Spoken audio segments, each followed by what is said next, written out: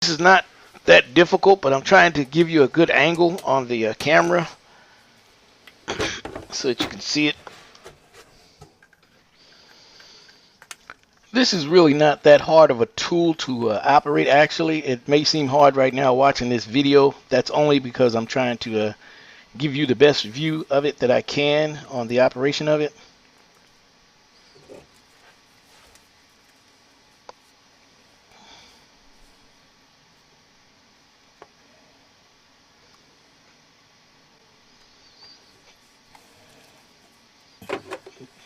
And once we get it in place where we want it, all we're going to do is just squeeze it together.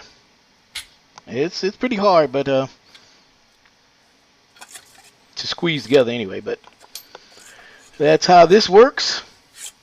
And now that brass fitting is on there